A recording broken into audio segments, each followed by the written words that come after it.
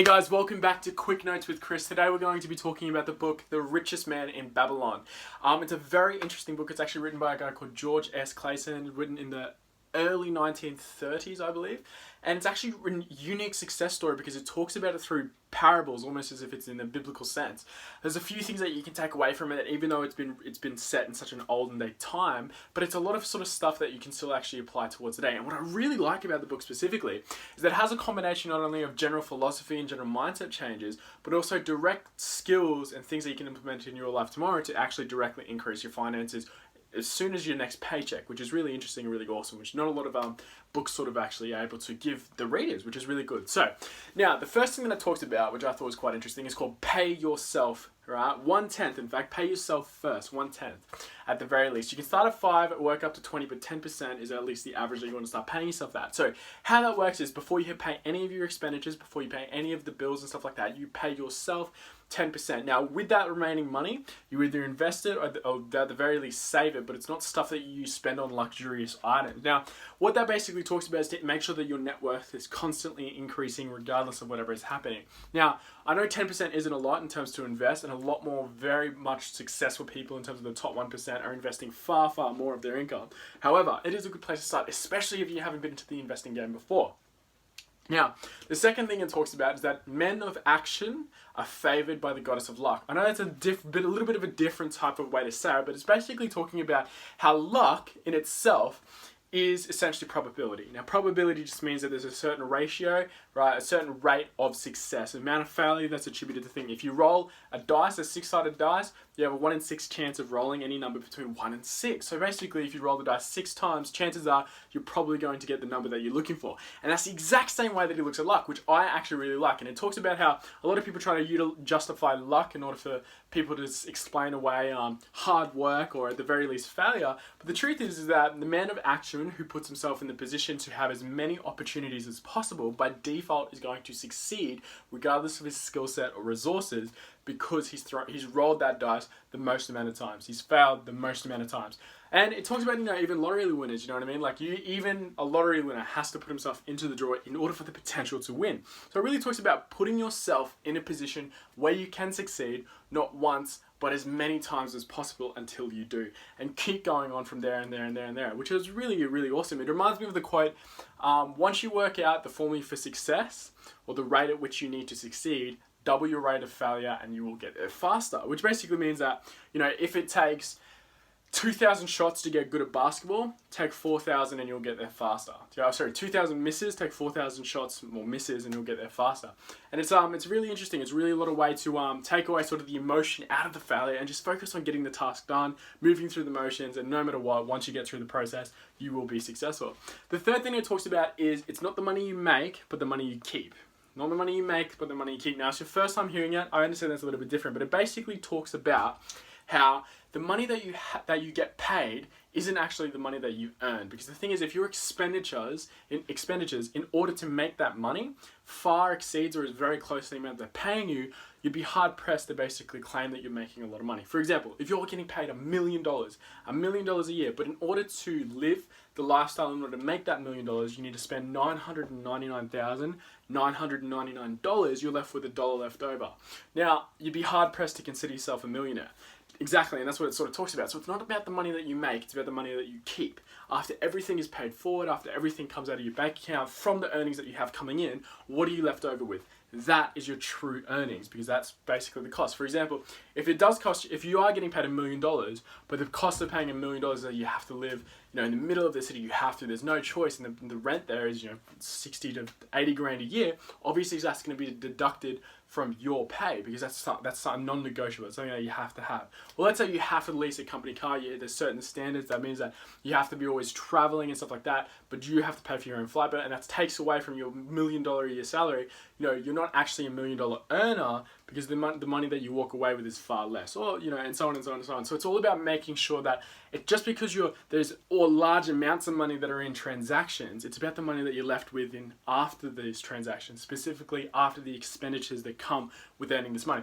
It's a great quote. I think a lot of people should definitely take advantage of it and start applying to their life, and just maybe change the view that you look at money. Because I see a lot of people who earn these paychecks, who earn these solid, $1,000, $2,000, a week or so, especially if they're young, and they think, oh, I'm balling. So they end up spending all of their money, but what are they left away with? It'd be the same as if they were getting paid $500. If you're spending every single cent of every single dollar you have and you're not investing it, or at the very least keeping it in your bank account for the short term, right, you might as well not be having the money in the first place because you're just blowing it. Does that make sense? Yeah.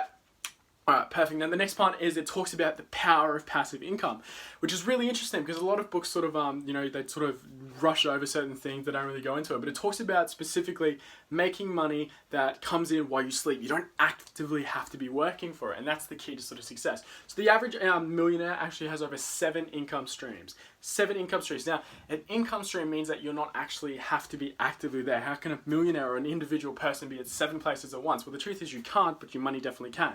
So it talks about basically making your money work for you, and there's so many different ways that you can invest not only your money, but also your time in order to reap a consistent income that's coming in. I really think that you should, in order to get a further understanding, you read Rich Dad, Poor Dad, or the Cash Flow Quadrant. It gives you a better brief rundown. For example, the differences between active income and passive income. Active is essentially trading your time for dollars.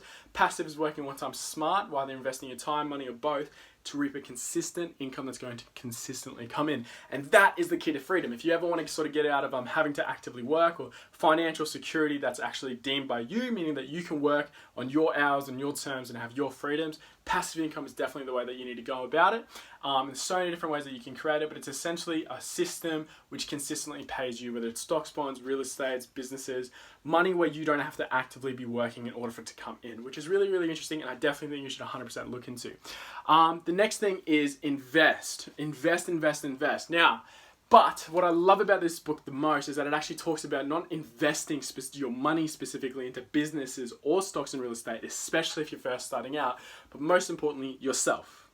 Yourself is the best, most highest ROI, return on investment that you can ever possibly expect to get in if you put it into your own mindset, your own skill set, your own character, right? If you develop your skill set, money will follow. You develop your skill set, money will follow. For example, Dave Chappelle. I think Dave Chappelle is a great example of an individual who has definitely fully worked his skill set. He actually left the scene, the comedic scene, right, in 2005 or 2006. He was absolutely absent for 10 years. 10 years, but his skill set was so refined that when he decided to come back, he made over $50 million in his first year back in the spotlight. That's an example of someone who has the skill set, money will follow. Have the skill set, money will follow. Don't chase money, chase skill set, especially when you're first starting out. If you're young, first moving into a new industry, it's all about polishing your skills, money will follow. Polishing your skills, money will follow. Another example of this is sports. People who may end up getting into these sports drafts, becoming overnight millionaires. They're not actually overnight millionaires. It took years and years and years and years of developing their skills in order to get to the point where they're worth $1 million. For example, Cristiano Ronaldo talked about how when he was 17, he made over $1 million, and he was an overnight millionaire. But it really took 17 years and 180 days before he was able to be worth $1 million. And that's really what it's all about. Chasing the skill set, making sure that you get better, right? Investing yourself knowledge-wise, understanding further, and by default, money is obviously going to follow, especially if you put in the basic work, you plant the seeds and you sow the harvest. The second thing is guard your money. So a lot of people have insurances on their cars, a lot of insurances on their phones, laptops, a lot of electronics, a lot of things that actually aren't an asset for them, but aren't things that bring in their own money. So why would you not insure your money? Now, there's so many different ways that you can insure your money. A lot of people think that when I say that, they would go, oh, okay, well, obviously I'd have to get an insurance company. No, you can insure your money by putting it into assets, right? If you put your money into assets, it's actively working for you. The thing about money is, it's the best type of employee, because the thing is, it never sleeps, it never rests, and it actually ends up duplicating itself if you do it correctly, right? So it always talks about investing your money by insuring your money by investing it versus actually paying for a program. If you're putting all of this excess money into insurance for laptops, things that actually aren't going to bring you back money itself, it makes sense to put that into the profits, into your profits, and when your profits profit, that's what you spend. So just to summarize, pay yourself 10%, 1/10 of your earnings, pay yourself first, invest it, or at the very least save it. Men of actions are favored by the goddess of luck. People who put themselves in positions to succeed more often than not will succeed. Money you keep, not the money you make. All right, make sure that it's not the money that you earn, it's the money that you're left with after all your expenditures happen at the end of the month. There's power There's power in passive income, right? Make sure you aim towards setting up income streams where you don't have to actively be there in order to reap the benefits of the income. Fifth thing is invest in knowledge, specifically yourself first before anything else. It's your biggest payoff and your biggest return of investment. The last thing is guard your money, invest your money. Don't just insure it. Anyways, guys, that's pretty much it. We're going to be making a lot more of these videos to come with quick notes with Chris to help improve yourself and put yourself in a better financial position to succeed.